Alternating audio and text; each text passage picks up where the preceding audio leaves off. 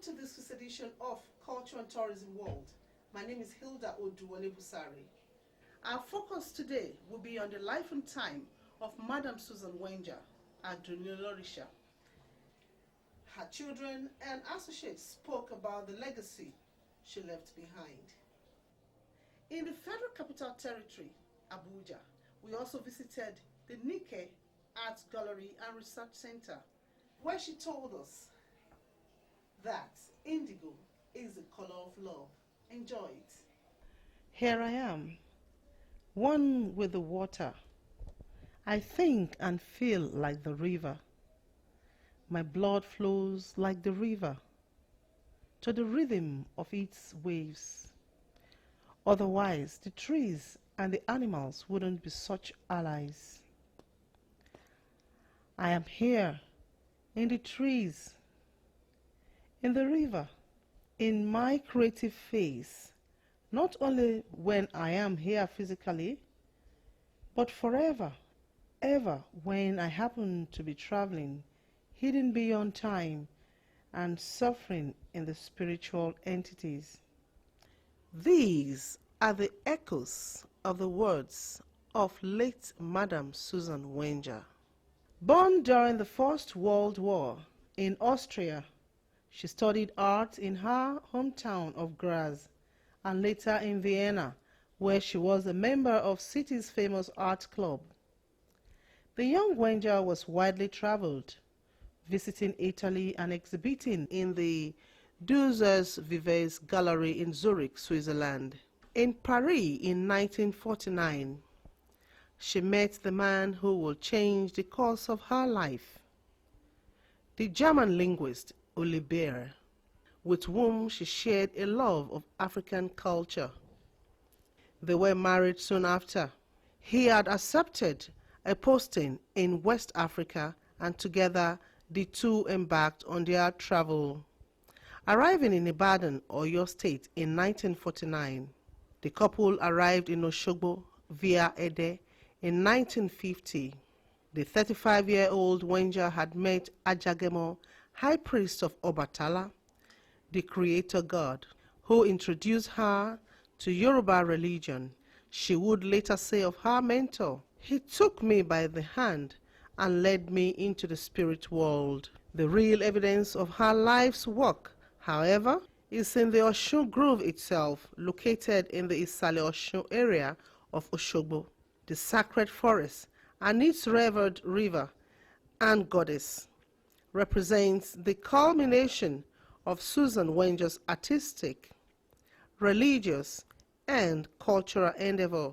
We are in the home of Mama Susan Wenger at Lorisha, and we'll be speaking with his eldest son.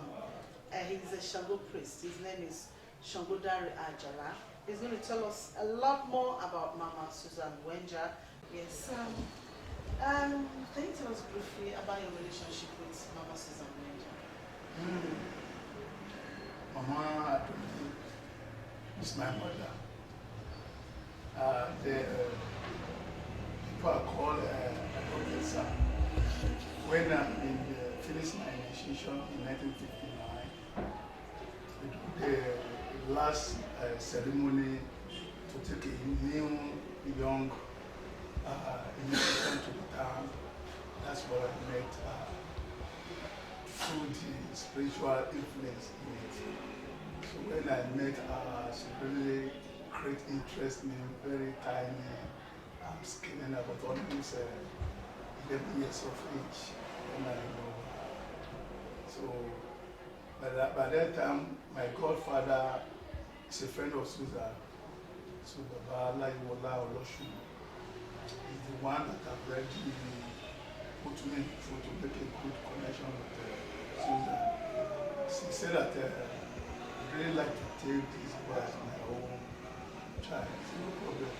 But this problem that we never change into Christian or Muslim because the father is a real devotee in the football. That's why we moved to the West. Now that she's no more, how are you coping without being around physically? Since before Mama left about almost less than 15 years ago, she's already getting old. We take her like a baby, like our real old mother. All what Susan did, and what we put in phone, so go and do this, go and do this, go and do that. And then it's very good to my own system. I didn't feel the embarrassment or what can I do in it. So if I have some little mistake again, say, oh, so you are wrong. Why should you do this thing? I said, and then they correct me immediately. So when someone are not stubborn, when we tell you something 2 or 3, it was crash up. So that's why we understand each other. Now, she did so much concerning the Ocean Group. Can you tell us a little bit more? Can you put more light into Mama Adonai, let's say the Ocean itself, he said that to Ocean. It's one of us, Odifa, mentioned all what Adonai did, like Joma. It's one of the, Like Joma. It's one of the deities. Very strong things. When the Ife destroy, he is the one we control it down. When during at the early 50 to 60, the Christians and Muslims, they make a pressurized to destroy our own culture and religion by force, by money, by everything. Even some area, if you saw someone being in Olorisha, we take it to the custody. Because of already being the traditionalist. But Susan is really put king on it and fight and put in. Because of Christianism, they have money, they have power, they have everything, just like politics. So he has to get empowerment. Susan is always tell us that this shrine is belong to anybody, it's belong to all the children that is coming. So it's not to be present. Say spend your own life in it, just to protect the crop. That's that the relationship was cordial. It's a lot to talk about how Mama was a caring mother, a model, and she did everything. And she did a lot in the world of humanity. There's helping people and preserving nature. And she did a lot for cultural preservation. Hi, my name's Robin Campbell, and my husband and I have lived in Nigeria a very long time. From the first time we came to Oshogbo, we were amazed by the incredible works of art in the groves. We met Suzanne, we met others associated with Suzanne, and it's a voluntary organization, and one of our volunteer activities it was set up in 1998, and when Suzanne was still alive, and the aim is to promote the work of the new sacred art movement founded by Susanna Wenger. It was actually founded by John Adeleke, and his father Chief Adeleke was a very old friend of Suzanne's and had been a big patron of hers. When he died, his son set up his trust, and since 1998 we have been raising money to restore the works of art in the groves and to maintain the works of art. Now, I want to talk briefly about tourism, world tourism. Tourism in Oshogbo. What do you think? Well, I think it's actually the place in Nigeria which has the greatest potential. It has an incredible World Heritage Site. It has not only a history of new sacred art, which was the legacy of Susanna Wenger, but the contemporary Oshogbo Art School. There was the theater history here, the dance history here. There is Nikkei here. Yes. And we, of course, we're very close to Lagos, so it is a place where people can come within easy travel. In Oshogbo, I think our opinion is that there's the biggest opportunity for tourism is with respect to the ocean festival and the ocean and the shrines in the grove, because that's different, you know. Yes. And that has a worldwide following that we don't know a lot about, but there are plenty of people in Cuba and Brazil and the United States who are devotees of this religion, and they will come. We know they will come.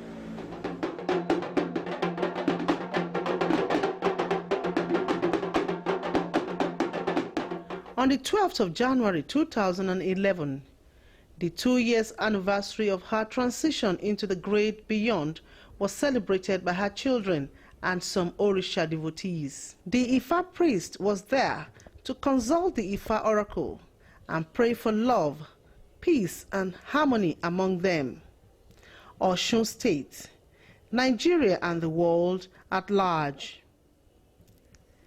After they wined and dined, they went to the Osun Grove, where the remains was buried to perform some rites.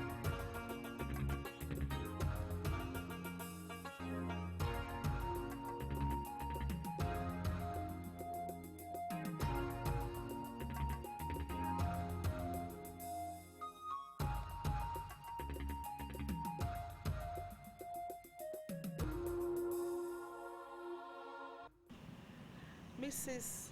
Nike Davis Okundaye says indigo is the color of love and celebration, and she's here to tell us more. Ma, you have really come a long way in the world of arts and culture. How has it been so far? I always give thanks to Almighty God because this art has taken me to so many places. And sometimes I often just say, I wish our country people know how valuable their talent is.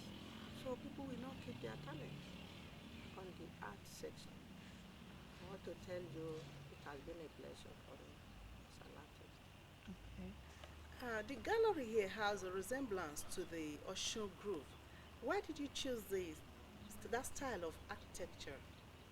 Well, I want to tell you, Osun is a peaceful state, and Osogbo is called the home of indigo. My auntie was married to Osogbo man, and I grew up with her, and I worked with Mama Susa since I was 14 years old. And I want to bring our Osun to the capital.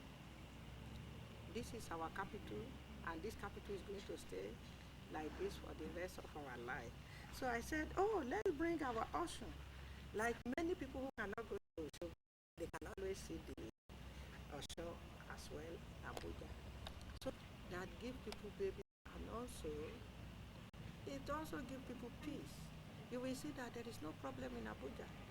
And that is why Osun, that is why the house here resembles the one in Osogbo, is to show that Osun people are peaceful and they bring that peace to Abuja. I see a lot of young people here. Are they all apprentices? Yes, I opened the center here for young people to use their hand to work. And also, you know, when they start the capital, many people come here to look for a job. At the end of the day, they cannot get a job. And then our minister has tried for everybody to be able to help themselves. He gave us this land that if you can use the art to change the society, go on. This is the land for you. And I thank him today. He has made Abuja peaceful because he always put the right people in the right places. He is the best minister, and he makes sure he look out for the right people. I want to tell you today, most of the people, if they say pick somebody who is an artist, they will go and pick their own family. doesn't do that. We see that the people who can do the job. So when I start the center, it's for the youth to be self-independent, not to be roaming about on the street, so they can work and earn money. And people always say, oh, the armed robbers are youth. But because if they are youth, it's because they have nothing to do. Art take their mind away from stealing, from, it's like classical music. The time you engage yourself into the art, you are thinking of something bright future for your life. You are not thinking of saying, oh, tomorrow I'm going to go to this place. You have no money, I have money. So it just relaxes you and take your time, and also you devote your time, you devote your energy because you want to create something beautiful to sell to the society and also to the community.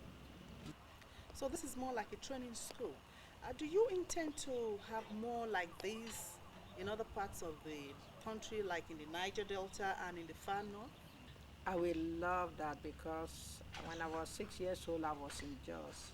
Jos will be another place. If the governor there can create a place for the art, I will be there to because like now, all this effort I do here is from my own pocket. So I would like if the government can now support and say, okay, we build this art school. Come and bring some professional teachers there to be teaching because our every state have a tradition. Oshogo is known for indigo. Kano is known for indigo. And then Kaduna, they even, during the Doba, they are the best. I want to tell you, every state have this traditional art, and we should make sure we build an art center for the community so people can come and learn about their own traditional background. I would love to do something like that if I can get the support from the government or from the governor of Niger Delta. How do you start your day, ma? And how is your beauty routine like? I start with exercise in the morning by looking around, check my artists. Now the cultural has gone to play. They left here 6 o'clock. So to make sure they are doing their job, because any job you do, you have to do it properly. So you will have a job in your hand. Many people, they have a job, they don't look after it. And that is what is killing a lot of people. They will say, oh, my brother, they don't want to help me. I help myself, I eat a good food. I don't eat much meat to say, oh, if I don't get big meat today. No, in vegetable, we have the best. This country have the best of everything. And there is no way I will ever trade this country for another country. This is the best country. I never get sick in my life. I never see myself even having headache. Even this malaria they talk about. Every evening, you just flit your room and close your door, and then there is no mosquito. So that is how I start my day, and my job is just to make sure I pass on my knowledge to the younger people because they still need us. And your beauty routine, how is it like? I use the black soap or Dudu Osun. It's natural. Then use the oil from our own direct factory. You put it together with the ashes from the cocoa pod, and then you get your black soap. Everything in our country that you use is better than the chemical brought in from another country. You will see a lot of people in Nigeria, they love to be light. And they are using this chemical, pumping it on their body. It's not good for them. Eat good food, take your shower, and use your black soap and with the oil, and your skin will remain shiny for the rest of your life. Indigo, you can see the plain indigo. Yes. That is representing peace. This one represents money and power. This one represents people who travel all the time, people who are always on the road. Then we have the tree in our life. When a child is born, a child, the second of the baby, they use it to plant a tree, and that is a tree that never dies. So one day they will just take you, come and see the family tree. This is your tree. They will say, when do you want? Then that placenta is used to plant a tree, and that is why we put the design on the adire, and we call it a tree that never dies. So that is a Wenger. Then we have the junction where each one of these pattern have a name and they have what they are doing. And we have Orimipe, Sumbebe, Yíyọ ló ń yọ, kò fóòrùn, aṣẹ́wó tó lọ Mẹ́kà, owó àtọmọ, mo fẹ́ bẹ́ẹ̀, ọmọ lèrè ayé, ire ni tèmi. All these are the name from Adire. You see the comb? The comb represents the road is open, the joy is accepted. Then the key to the money, that one represents the key. That you have a bank in you, your hand is your bank in those days. Then this represents the crown. You never put a crown in the sun. So the women are using this old traditional pattern to talk to the society. It's like sending your message through your art. And that is why the art of indigo is very, very important. So you always have harvest. Yes. Then any fruit you produce, they call it a so, a so. Then you see this one now, it's still representing cowrie. We have the other one which we call alakete. But in general, everything comes to joy. That is the name of this one. Why this is for long life. Okay. The pattern represent peace, long life, and this one is joy, money and power. So they are healing art. When you put them on your bed, you never get sick. You will see Nigeria, they don't get cancer like other countries. It's because of this traditional thing we are using. All this our food is local. We don't put any chemical to preserve them. They are natural. We get so much year for summer that you can plant anything in Nigeria and you just eat your fruit natural. And that is why this part of the country people live longer.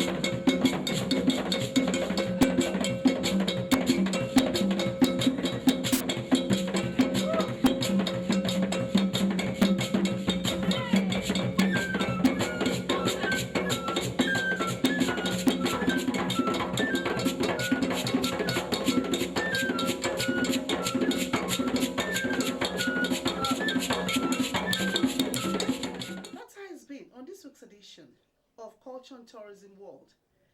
I hope you enjoyed yourself and learned one or two things about the legendary Adunni Olorisha. So, keep living positively.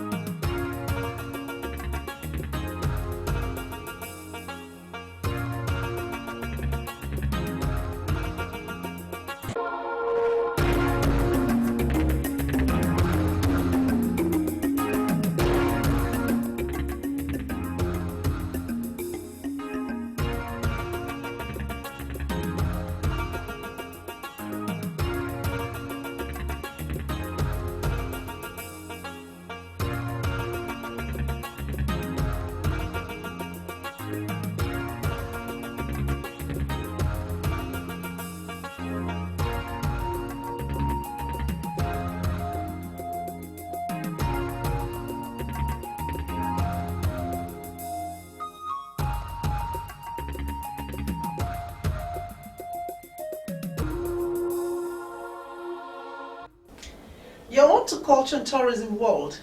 My name is Hilda Oduwole-Busari. Our focus today will be on the Gwaris that migrated to the FCT Abuja. Our lenses also got to the Abuja Sheraton Hotels and Towers, where we visited the Papillon Restaurant's African Night. But first, I'll speak with the Sapi of Gariki. You found out that no any settlement that has not got a history. Yes. Gariki is not exceptional. Gariki per se has her original name by name Pei. Pei.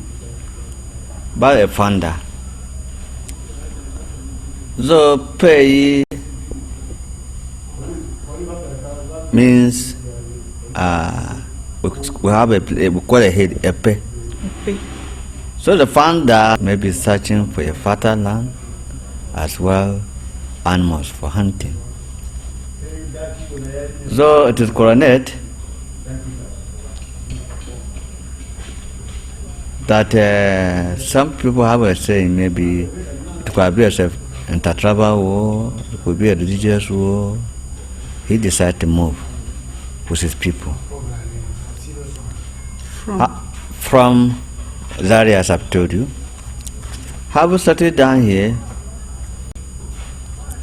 the village, the settlement was unconquerable by the Hausa raiders, as there was intertribal war here and there.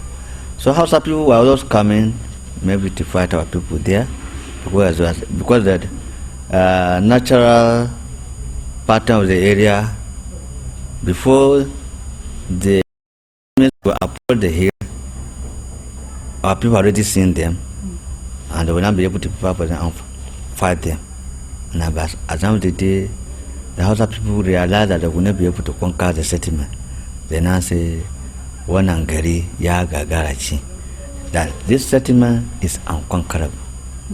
That is how the name came to come about to be called Gariki. But the original name is Pei. Yes, P-E-Y-I. And the people, per se, the original people are Baji by ethnic, which people call Gwari, but it's a Baji by ethnic.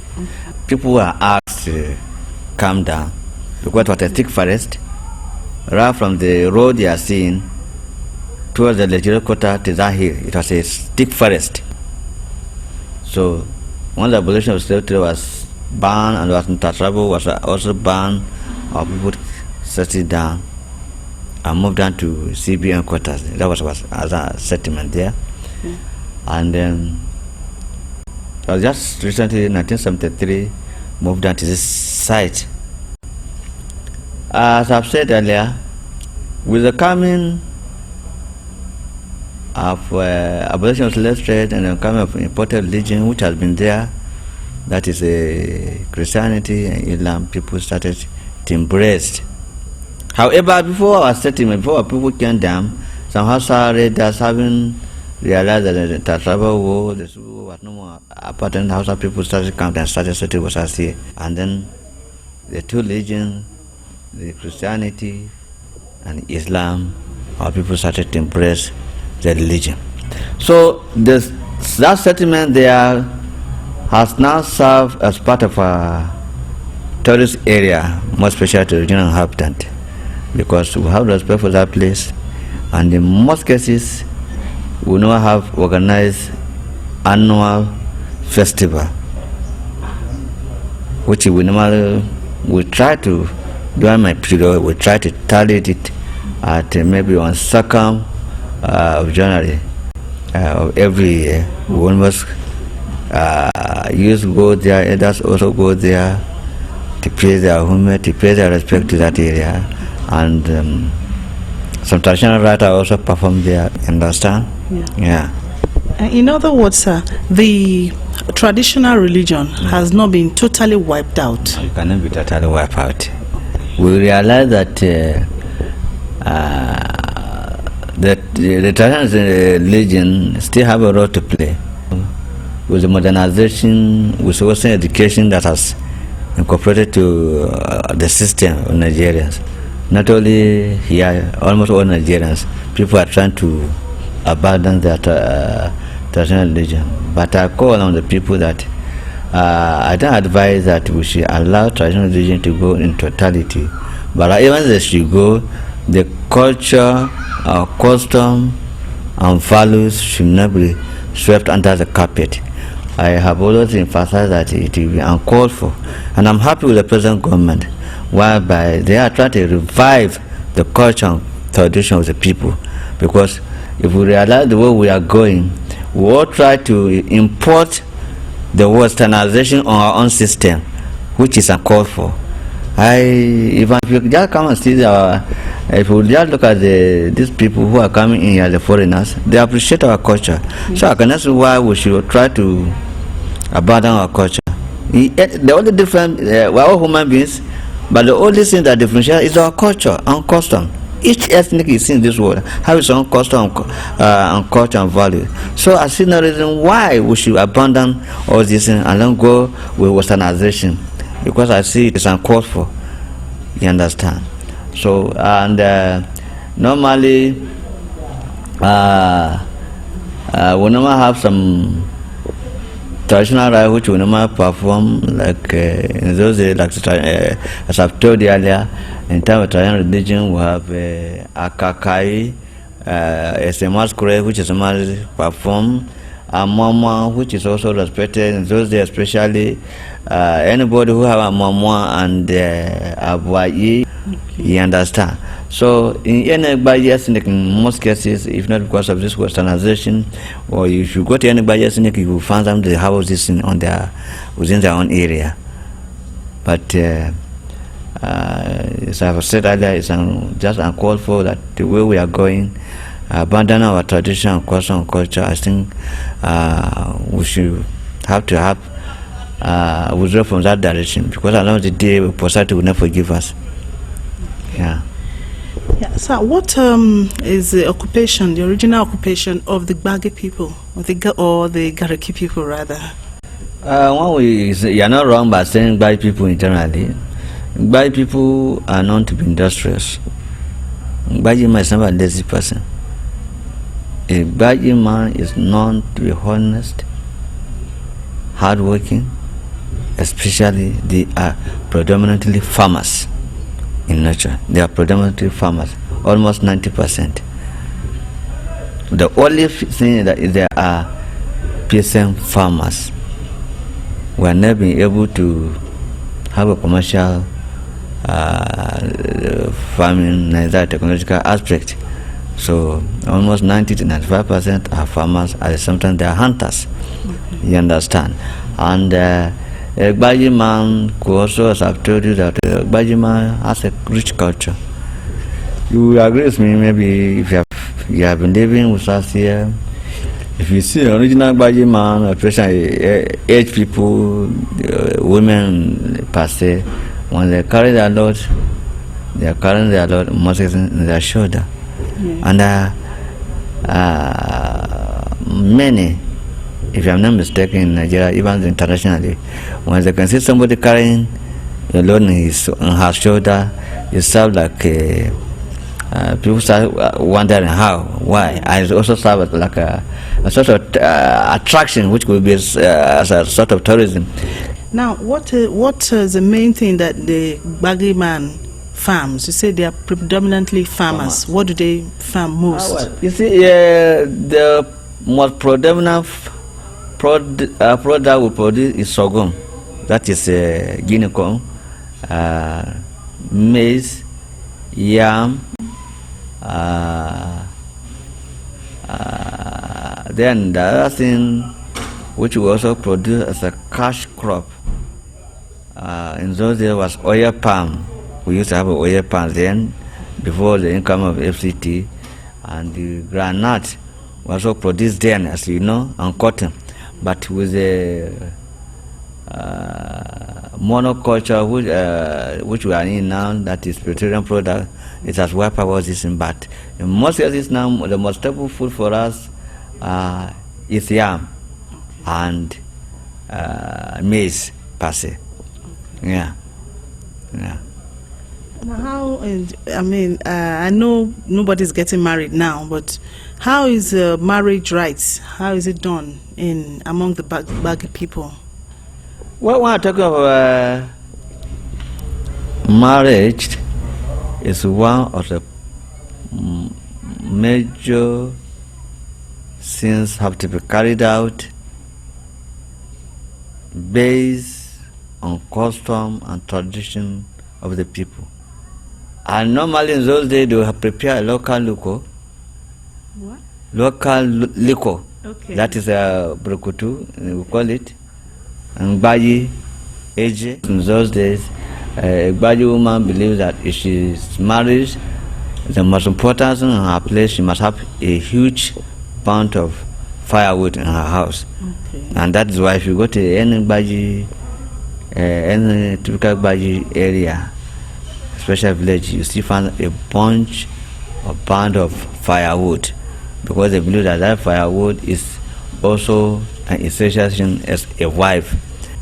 Thank you very much, sir, for enlightening us about the Gbaji people. We'll go take a look at the place and some other areas in Gariki. Thank you so much, sir. Okay, you're welcome.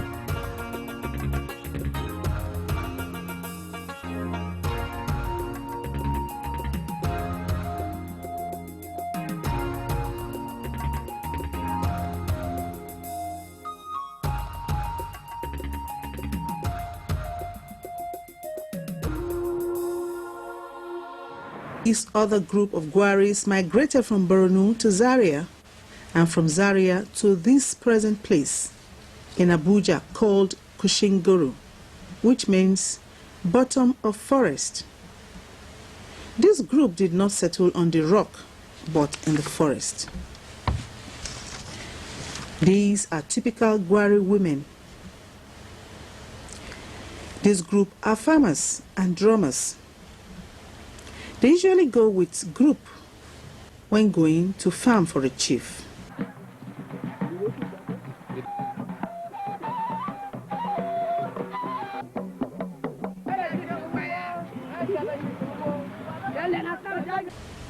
These two wells used to be for dyeing their fabrics. This tree has been there since the 17th century. Gwaris are great farmers, and this is their style of farming. They make it, they will turn to cover it. This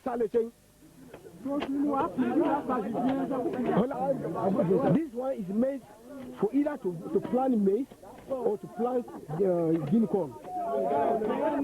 As they are going on, the elders go about cutting the harder leaves to clear the space. Then they will not come back and cover it. As they cover it, the women follow behind and see them planting the seedling. And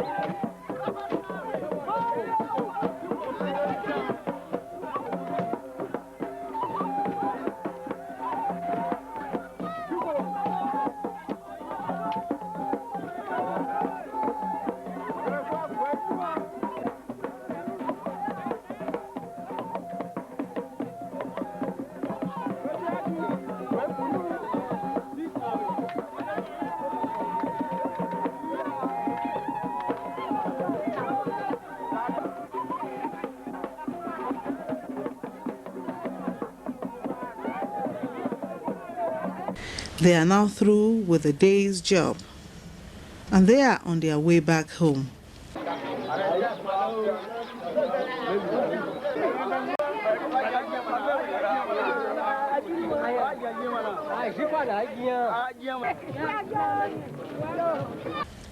Back home, it's time to eat, drink, smoke tobacco, and celebrate generally. As you can see, the women preparing tuwo and soup. But for those too hungry to wait for the hot tuwo and soup, they quickly make the one he or she can drink to fill the stomach. After all the food and drink, they dance.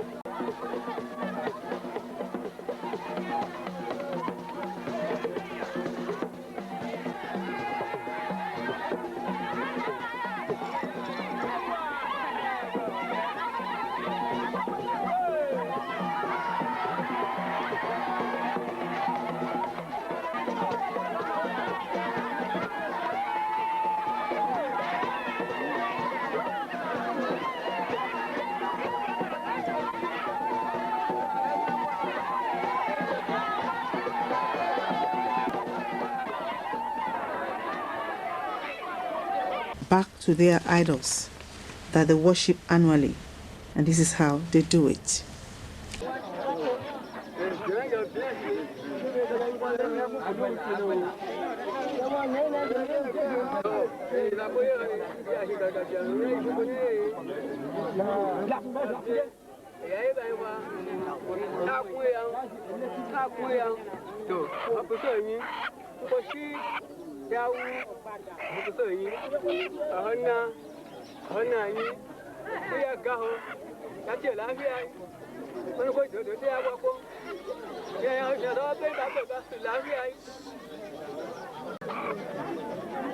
our forefathers did it not because only the family, they bumper have it, but for peace to reign in and around.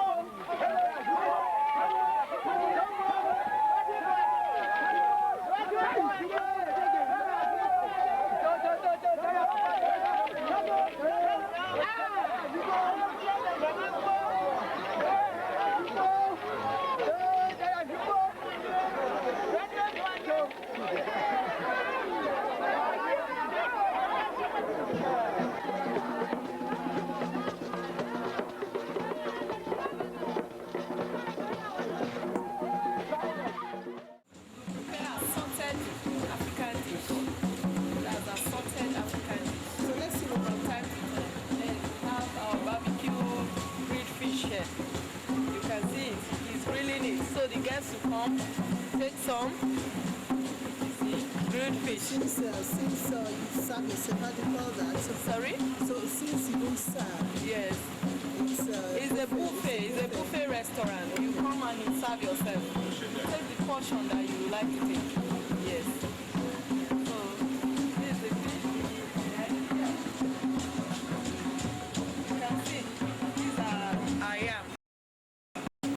It's on the fire. It's already cooked. So if you make an order of pounded yam now, yes, we'll pound it fresh.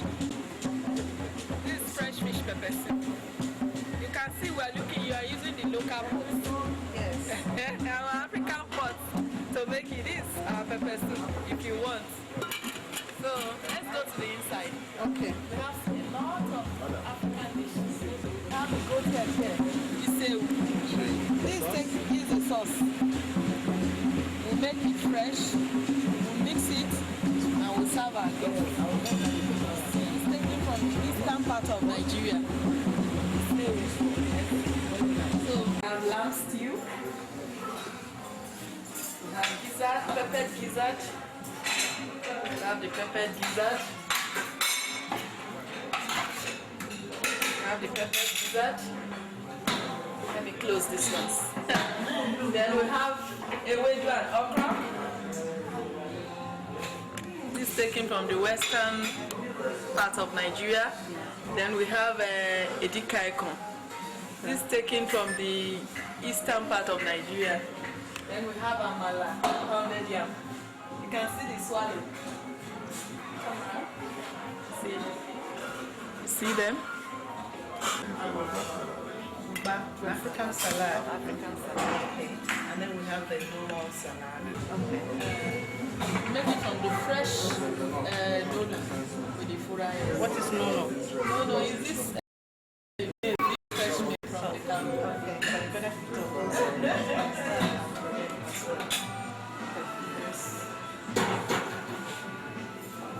This is the sim rice. This is the potato. This is the grilled pork chop. Okay, that's one. Okay. Where's this one? This is the roasted chicken. Oh, this one is almost gone. Remove your hand. Okay.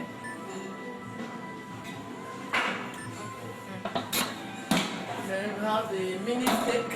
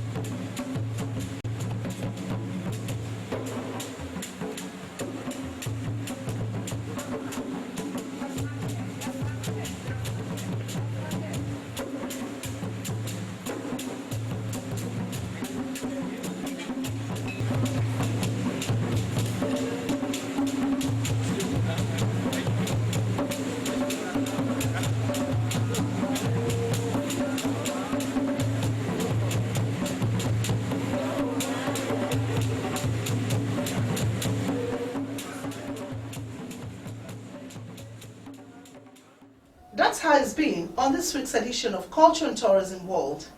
I hope you enjoyed this week's. As time goes on, we'll unveil other regions, other countries, other African countries, so you can see more. Meanwhile, stay blessed and keep living.